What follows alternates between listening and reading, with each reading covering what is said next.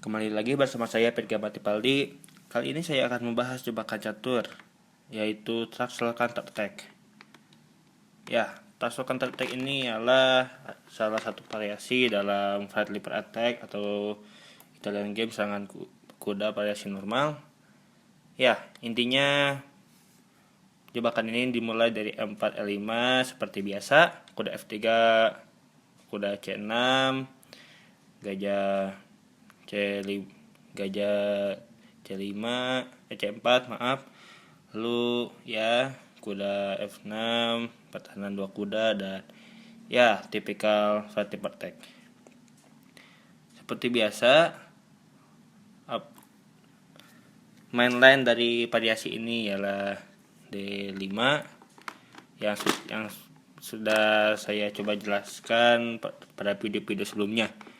Tetapi kali ini saya akan membahas sesuatu yang beda, yaitu ya variasi Truxler, yaitu C5. Perlu diketahui bahwa sebenarnya saya tidak begitu merekomendasikan gerakan ini karena gerakan ini akan sangat diuntukkan bagi putih. Tetapi kadang banyak pemain-pemain pemula dan pemula menengah yang tidak begitu mengetahui pembukaan ini. Dan ya, langsung saja. Di sini ada dua variasi yang dapat putih mainkan. Yang paling sering ialah kuda F7. Tetapi langkah terbaik putih saat ini ialah gajah F7 skak. Ya, inilah alasan saya tidak merekomendasikan jebakan ini karena akan dapat dikonter hanya dengan gajah F7 skak.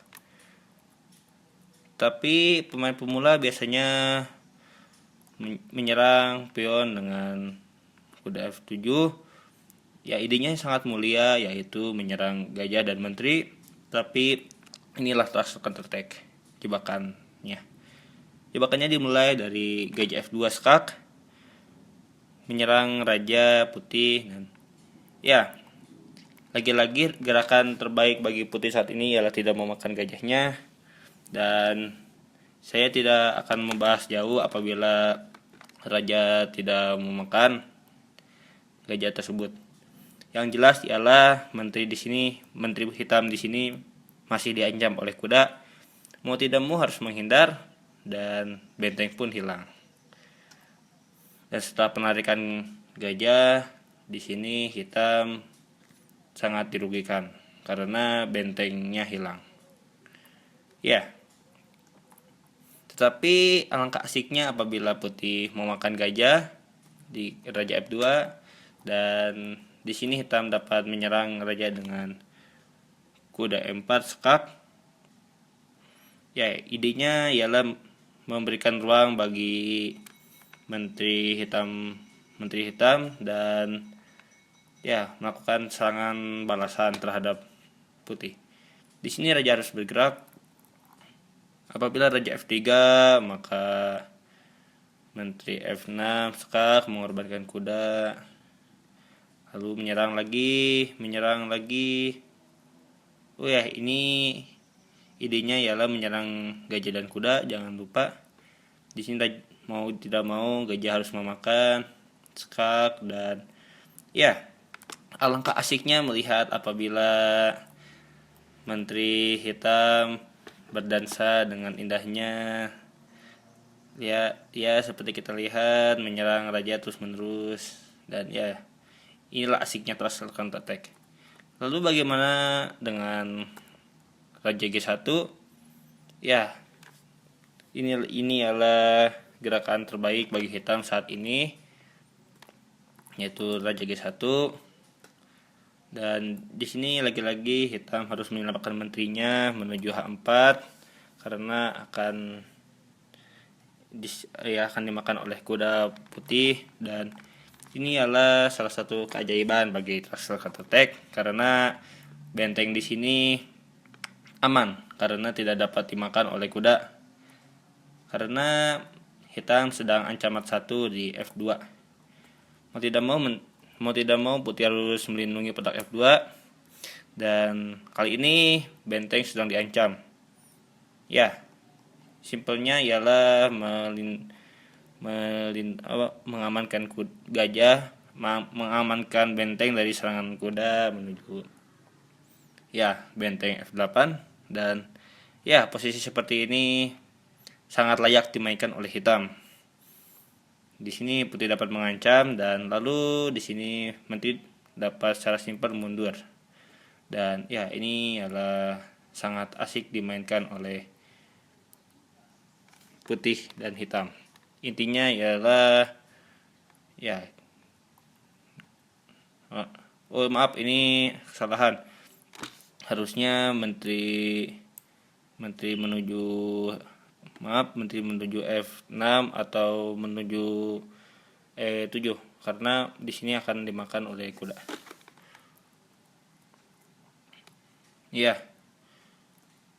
Lalu bagaimana jika Raja F1?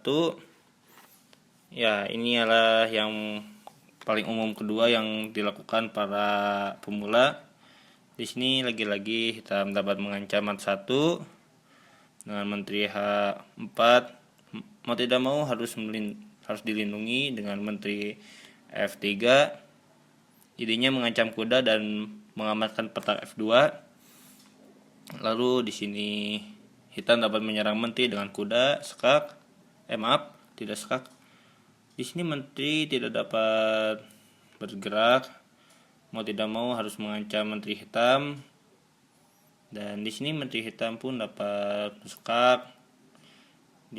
Harus melindungi dan skak kembali.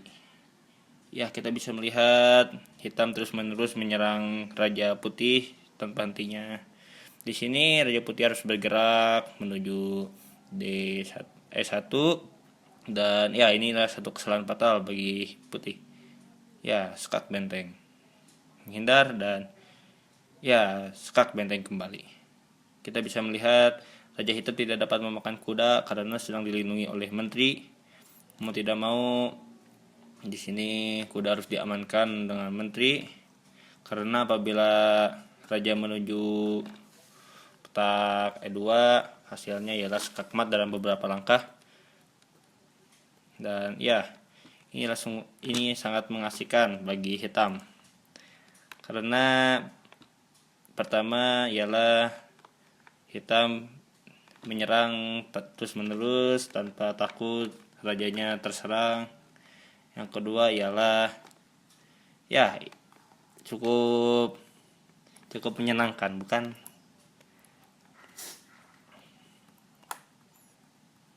Jadi sangat jelas bahwa kuda Raja F1 lumayan fatal. Yang lumayan fatal juga ialah Raja S1. Raja S1 memungkinkan hitam untuk men-skak mat raja dalam beberapa langkah. Seperti ini, skak. Dan langkah terbaik adalah G3. Karena apabila Raja F1 hasilnya skak mat, dan apabila Raja E2 dalam beberapa langkah hasilnya ialah skak mat. Jadi langkah terbaik adalah G3, dan ini ialah langkah cemerlang yang dapat dilakukan oleh hitam, yaitu kuda G3. Idenya ialah serangan X-ray kepada raja. Yang kedua ialah pion di situ sedang dipin oleh menteri. Jadi apabila putih memakan, maka hasilnya ialah skak. Di sini raja harus dilindungi dengan gajah apabila putih tidak ingin mengadu menteri. Di sini hitam dapat blokade pendek. Serangan hitam belum selesai, tapi di sini hitam sudah benar-benar diunggulkan.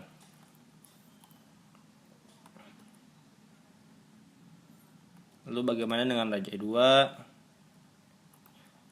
Lalu di sini hitam dapat melancarkan serangan seperti ini. Lalu raja maju menyerang kuda, menteri mengamankan kuda. Lalu kuda putih pun memakan benteng dan skak. Kita bisa melihat di sini Raja Hitam secara dewasanya menantang ketiga pasukan hitam. Kita lihat di sini, dan ya sudah jelas dalam beberapa langkah Raja Hitam akan dapat disekap mat. Jadi secara umum ialah saya tidak menyarankan tidak menyarankan jebakan ini, variasi ini maksudnya, variasi gajah C5. Tetapi saya sangat merekomendasikan apabila lawan kalian ialah pemula menengah ke bawah. Ya, terima kasih atas perhatiannya. Mohon maaf bila ada kesalahan. Please subscribe-nya dan sampai jumpa.